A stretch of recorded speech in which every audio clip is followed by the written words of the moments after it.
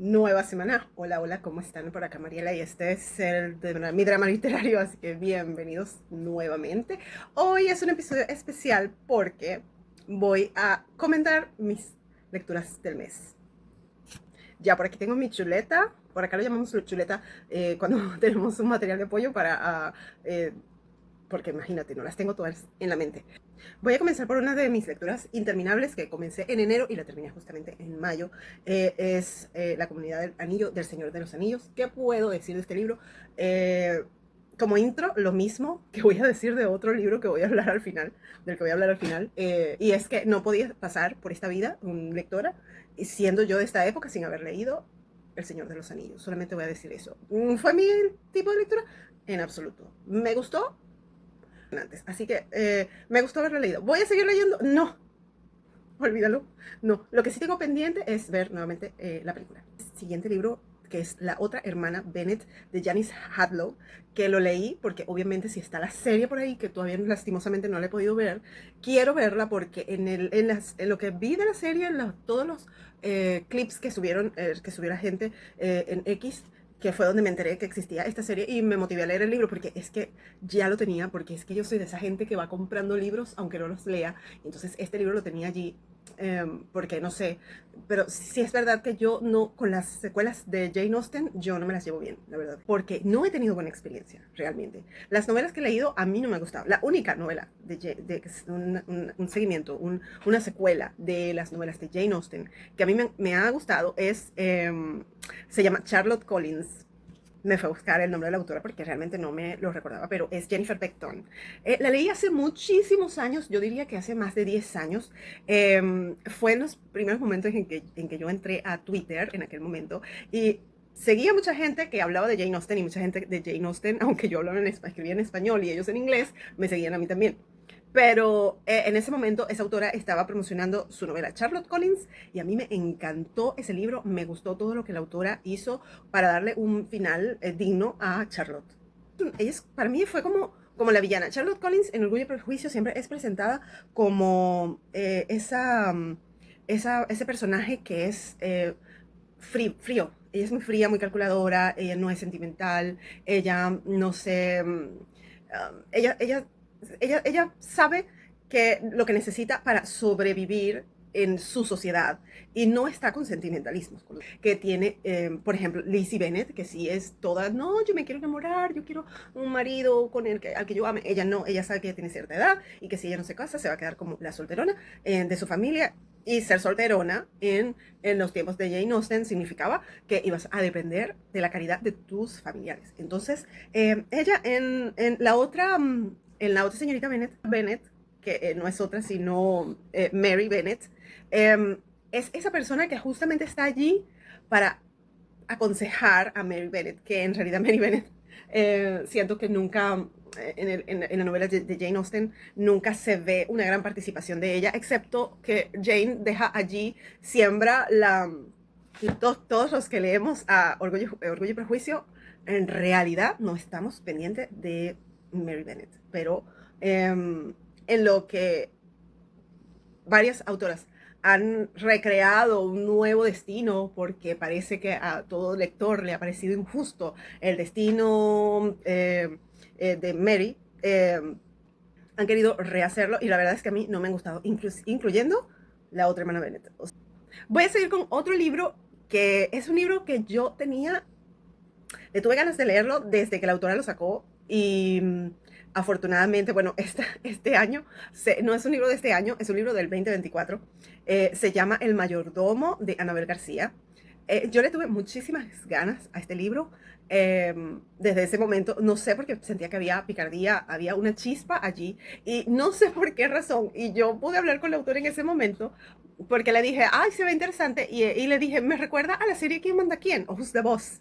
Se llama Who's the Boss en inglés y en Venezuela la conocimos como ¿Quién manda quién? Y era mi serie favorita de mis años entre infantiles y adolescentes. O sea, la tensión que había entre Tony Danza y Judith Light, que creo que Tony Danza sí se llamaba Tony en la serie y Judith Light, no me acuerdo. Angela Bauer, ¿cómo se me podía olvidar? Que mi hermana siempre ha dicho que yo me parezco a ella y la verdad es que no lo sé. Creo que es por la nariz. Ella me saca por la nariz, que tenemos una nariz parecida. Acá el mayordomo, o sea, para mí el mayordomo es alguien que sirve en una casa. No necesariamente es la persona que limpia, sino es la persona que mantiene el orden o que supervisa a otra gente. Eso es lo que yo en mi cerebro creía que era el mayordomo. Pero la autora se toma una libertad de darle su propio concepto de mayordomo a su personaje. Este libro para mí no me encantó, la verdad. Obviamente sí, leería de nuevo a la autora, claro que sí, pero este libro quizás no son para iniciarme con la autora, quizás no era el libro más indicado. Es un libro en el que una chica, ella tiene su pareja y ella quiere buscar un trabajo y cuando va a buscar ese trabajo se encuentra a este hombre guapísimo en un ascensor o un elevador, como quieras llamarlo, la encuentra y hay una llamada y le dice a quien sea con quien ella ha estado hablando, le dice, la tengo. Y ella entiende que es a ella a la que tiene. Después de esto, esta novela es una...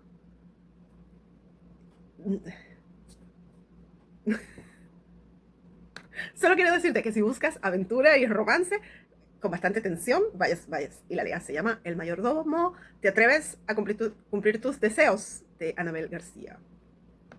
Paso ahora tengo que hablarles de este libro que ha sido mi favorito del mes y yo estoy así de decir que es mi favorito del año porque yo tengo libros ya escogidos como favoritos del año, o sea, tengo como, yo diría que ya con este serían como 6 libros que ya he dicho, este libro va a mi conteo final de libros favoritos del año, pero este que se llama El beso de mora de Ángela Franco, que te agradezco muchísimo por presentármelo, me encantó, me generó una adicción, pero loca, este libro estuve leyéndolo que no podía parar y en el momento en que estaba leyendo que terminé como con cierto, el cerebro ya estaba como agotado de todo lo que había leído y me sentía cansada ya al final y dije, no debí leer los últimos capítulos con tanto obsesión, la verdad. Pero sí, me encantó. Mira, el libro rápidamente va de lo siguiente.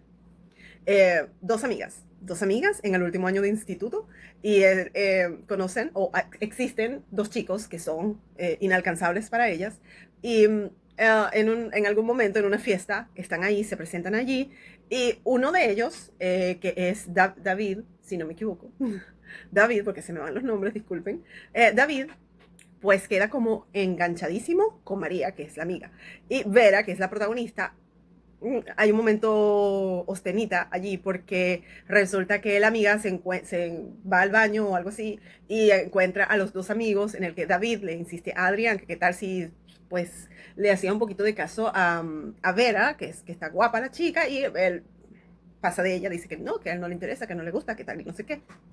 Y a partir de ahí consigue el libro y se desarrollan un montón de situaciones. Me pareció, o sea, es un libro juvenil y a mí me encantan las novelas juveniles. Entonces cuando leo este libro, me sumergí demasiado en la lectura, me creía Vera, me imaginaba. Nunca pasé esta situación, pero sí recuerdo, bueno, en el liceo, no, o sea, en el instituto no, pero sí en la universidad, que había una amiga que salía con un chico y yo salía con el amigo y el amigo del amigo. Entonces, era lo que en Venezuela se conoce como el 2 para 2. Entonces, me parecía como demasiado entretenido, bonito, intenso, porque el personaje de Adrián, que es el protagonista, es demasiado, o sea, él tiene una situación allí por la que está pasando en ese momento en el que se conocen y en el que conoce a Vera. Y nada, Vera es como la que va llevando esa relación a buen término o a buen puerto, como dirían. Sigo con otra lectura. Esta lectura para mí fue polémica. Se llama Aunque llueva en primavera de Cherry Chick, que me gustó a medias. Primero, siento que soy fan de la autora. Sí, me gusta mucho lo que ella escribe.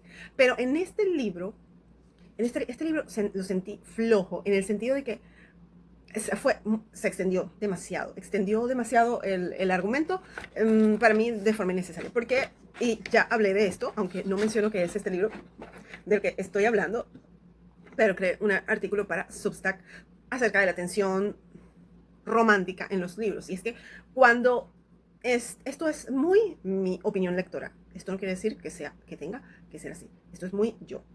pero siento que cuando un libro, en una historia, los protagonistas llegan a ese momento clave en el que sucede el beso, incluso en el que, como diría Dani de Giacomo, se ponen de forma horizontal, en el que eso sucede, se baja la tensión. Una vez escuché a el autor José de la Rosa, que él hace YouTube hablando de su experiencia, dando anécdotas, dando tips de escritura. Si no lo sigues, por favor, ve a seguirlo, porque él da unos consejos interesantísimos. Y él habló justamente de eso, y es que cuando ese momento pasa, el lector sufre es como, ¡pah!, le pinchas la burbuja y se desinfla la lectura, el argumento se desinfla un poco. Entonces es cuestión del autor de mantener esa lectura ahí. Y realmente, yo sé que yo soy una lectora fuera, no voy a decir que fuera de este mundo, porque sé que mi querida Luz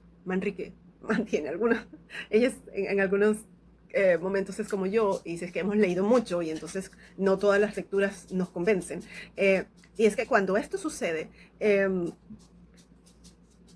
para mí se me baja el libro. Se me baja el libro y el autor necesita trabajar en algo más. Y no es para mí, eso era lo que iba a decir, no es para mí con más escenas picantes. Por cuando una vez que eso pasó, había un secreto que el chico guardaba y tardó bastantes capítulos en revelar el secreto, pero sabíamos como lectores que había algo más, que no era solamente ese secreto, sino habían otras situaciones que estaban pasándole en la vida de él, y eso también se demoró bastante en sacar a la luz, que era a que ese elemento entrara a formar parte del argumento. Eso es lo que sentí con este libro.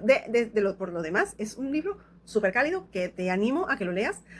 Si te gustan los romances en pueblos pequeños, los vecinos metiches, tiene todos los ingredientes para que te encante esa lectura. Y voy a terminar con esta última lectura polémica. Para mí va a ser polémico lo que voy a decir, porque esto va a ser complicado para mí. Voy a tratar de decirlo con todo el respeto posible, porque como dije al inicio que no podía pasar por esta vida lectora sin haber leído El Señor de los Anillos, tampoco podía pasar por este mundo lector sin leer una leyenda viviente, que es Isabel Allende. Y por supuesto, si iba a leer un libro de ella, tenía que ser La Casa de los Espíritus, que además ahorita tiene una serie. Entonces yo dije, pero si voy a ver la serie y no he leído el libro, pero tengo el libro, porque sí, porque yo tengo libros que no he leído. Soy igual que todo el mundo que le compra libros y luego no los lee, porque empieza a leer, si llega otro y le das prioridad, y los libros se quedan ahí, pero en algún momento yo los leo, como en este caso, La Casa de los Espíritus. Consulté con Gemini dice que hay mucha gente que opina como yo, pero es que me pasa con este libro, que inició como, inicia como que va a ser algo mágico, y luego termina en un problema político. Y sí entiendo que la autora se desahogó, y es válido como escritora haber trasladado sus inquietudes, su situación, todo lo que pudo haber pasado en su país, Chile, con la caída del presidente Salvador Allende, eh, y dejarlo de algún modo plasmado en su libro. Pero um, como venezolana, a mí me costó mucho la lectura. Cuando ya se empieza a ver que todo va enfocado en una situación política y los espíritus dejan de aparecer, la protagonista ya no está, y todo se vuelca a eso. Y siento que ella como autora intentó eh,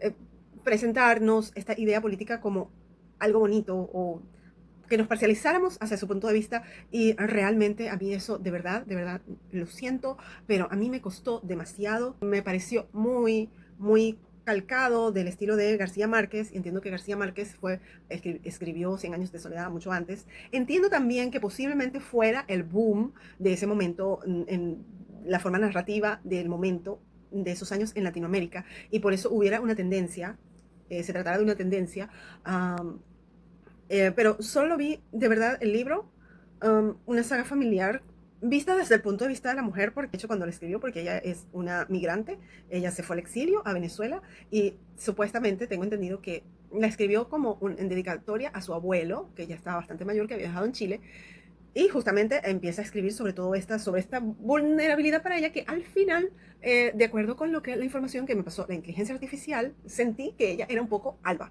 que es la última de la saga.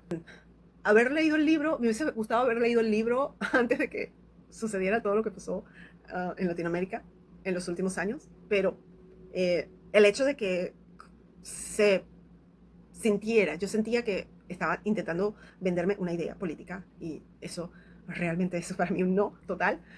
Obviamente la crudeza de lo que pasó luego de la caída del presidente Salvador Allende con Pinochet es brutal, es horrible, es fuerte, no cumplió con lo que yo me esperaba. No sé qué me esperaba con el libro, pero ciertamente como fue sucediendo la historia, al final no, no me dejó contenta. Entonces, bueno, espero que este episodio te haya gustado. Es todo para mí por hoy. Te dejo allí mi libro favorito del mes, que fue El beso de mora de Ángela Franco. Y nos vemos próximamente con otro episodio. A ver si por fin hablo de la otra hermana Bennett. Bye.